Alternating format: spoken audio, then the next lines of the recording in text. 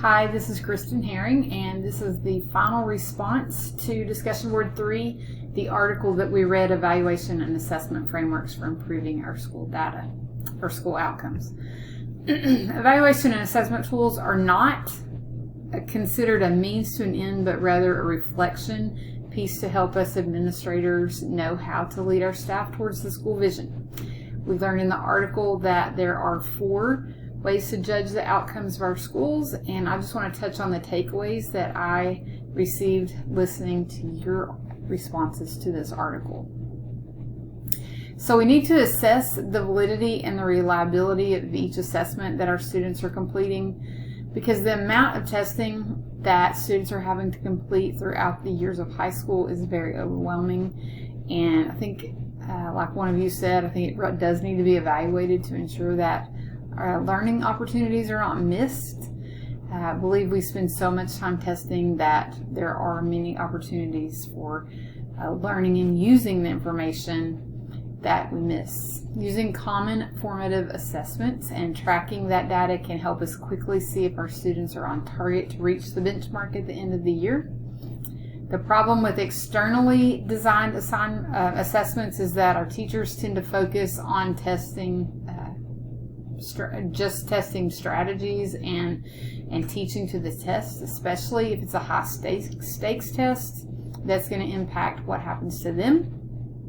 And what they need to be doing is teaching all the standards and focusing on student achievement that way. As far as teacher assessment, teachers have to take ownership and not blame the test scores on things around them, the students, the parent involvement. They have to take ownership of what's happening, because teaching is the one piece that the teacher controls. The point of teacher evaluation should not be a gotcha moment. We as administrators should identify the teacher's strengths and weaknesses so that they can know their grows and glows. This is the accountability piece. The key is that administrators are proactive and not having to be reactive. So proactive administrators know what should be taught, so they know the standards and they know what techniques are needed in order to reach the students in their building. So that means they have to know the students as well, and they have to seek out ways that they can reach those students and help teachers successfully teach them the standards. I think that if we as administrators take that proactive approach, our teachers would be less likely to walk around in fear of evaluation, because they would know that we were providing what they needed to reach the kids that they have in their classrooms. And they would be able to come to us and say, all right, I think this is what will work. And they would be able to communicate with us and not have a fear that we were going to treat them differently or give them a poor evaluation, especially if they've done a lot of research on and can provide that for us. As far as school assessment, how well is the school doing to deliver the learning to the students in the building? This is what all the stakeholders are waiting to see, and this is how the community tends to evaluate the school.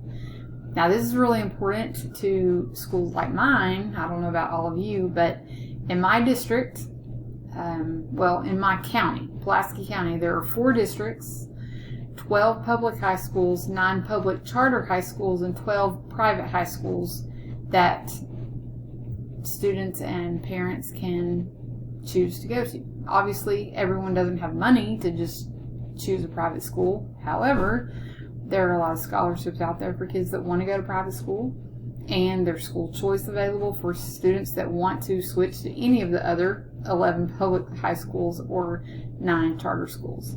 So administrators have to look at the big picture here, that these school assessments do matter, and what we do as far as leadership impacts what's happening with students and teachers in our building. As far as system evaluation, using the data effectively is important, but cannot be done if people don't understand what the data represents and what it says. So administrators have to be involved in data conversations in order to make that happen and make sure that everyone in the building understands the data so that they can analyze it. They have to understand what every piece of it represents. Reflection and evaluation is beneficial to everyone, and so being a part of the reflection process after the data is analyzed is important. Limited professional expertise can cause problems when evaluating, so new administrators really may struggle here. One of you pointed that out, and that was a good reminder to us as we walk into buildings as new administrators. Administrators and teachers need to evaluate whether or not assessments match the standards in curriculum, and policies need to be created in place for assessing all the techniques that are being used by everyone in the building. All right, that's all. Thank you.